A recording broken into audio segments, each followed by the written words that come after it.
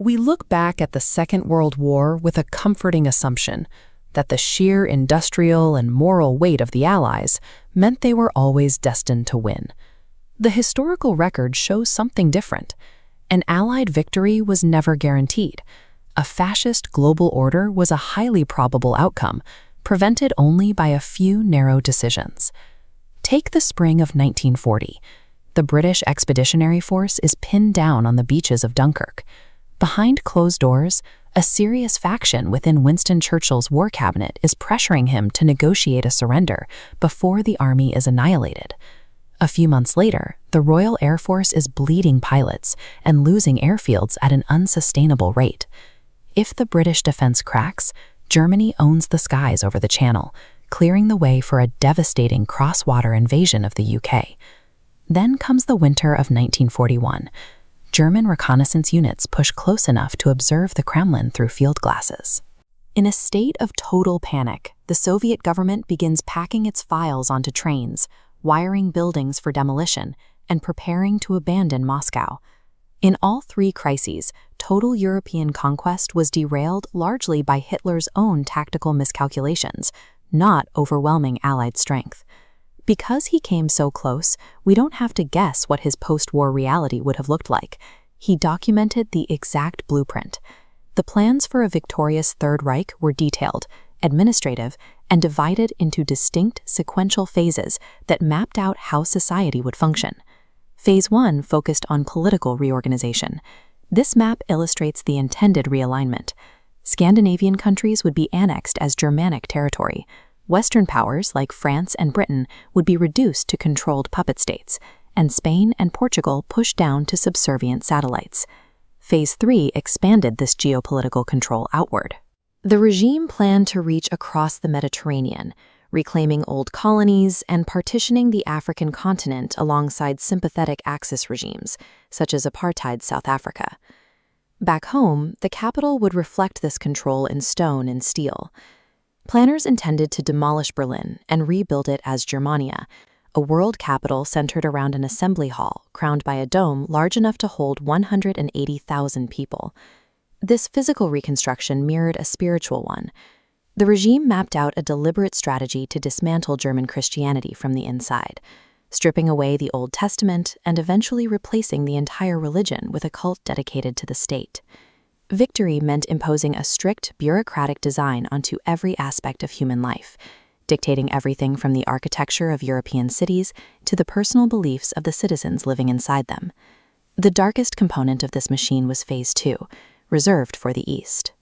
General Plan Ost with an explicit mandate to deport or exterminate over 30 million people across Poland, the Baltics, Belarus, and Ukraine, to clear the land for German settlement.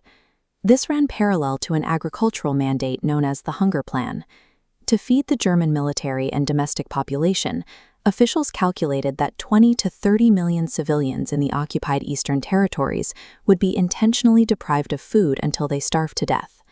Yet, as brutal as this apparatus was, it carried fatal structural flaws. The empire was engineered in a way that guaranteed its eventual collapse.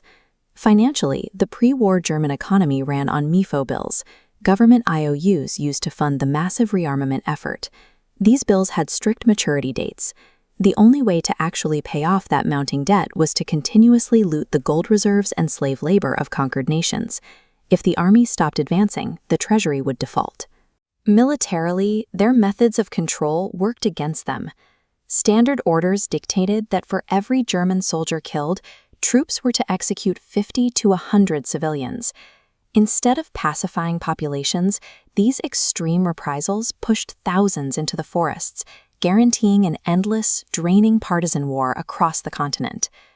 Politically, the leadership was severely fractured. Top officials were constantly maneuvering against each other, setting the stage for a vicious power vacuum upon Hitler's death. Furthermore, the ideological alliance with Japan was purely transactional. Nazi racial doctrine dictated that Berlin would eventually turn its military against Tokyo.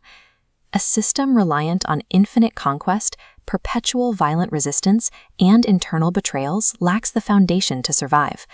The 1,000-year Reich was a mathematical and logistical impossibility. While Germany might have held Europe, Projecting that power across the Atlantic Ocean presented an entirely different logistical barrier. The United States possessed a geographic shield and an industrial base that dwarfed German capabilities. In 5 years, American factories churned out hundreds of thousands of aircraft and millions of vehicles. German military planners knew they couldn't launch a conventional amphibious invasion of the U.S. Instead, they drafted concepts for ultra-long-range bombers and early intercontinental missiles designed to strike the American East Coast, though neither project materialized. The starkest military imbalance involved atomic research. German scientists actually split the atom in Berlin in 1938, but the regime deprioritized the project. By the late 1940s, the United States possessed a growing nuclear arsenal, while a victorious Germany would have had none. This leaves a likely post-war scenario, a tense, nuclear-armed stalemate. But locking a democracy into a permanent state of high alert against a continent-spanning fascist empire carries a heavy domestic cost. Constant fear of infiltration and attack would likely push the United States toward expanded emergency powers, rigid loyalty tests, and a powerful security apparatus. The contradictions of the Nazi state meant it was destined to rot from the inside out, perhaps lasting decades instead of a millennium. But during those decades, the industrial extermination machinery would have kept running. The structural failures would have eventually brought the empire down, but the historical victory in 1945 stopped it before tens of millions more were murdered. History isn't inevitable, it is decided by the people who show up.